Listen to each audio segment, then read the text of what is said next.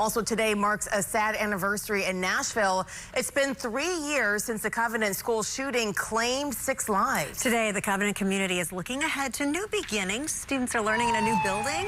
It is temporary as the school works to build its new permanent location.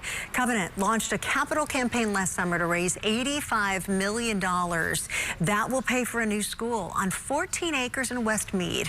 The school's already contracted to buy the land, which was already pre-zoned. The plan is to break ground sometime this year. And Covenant school students and police are remembering the lives lost on that tragic day.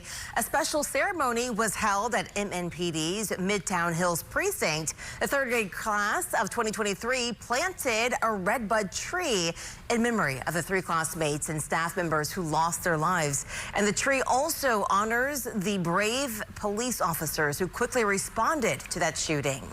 Now, districts increase security to prevent school shootings, including adding weapons detection systems. But coming up at 4:30, our Marius Payton shows us how a former educator has created another tool to help save lives.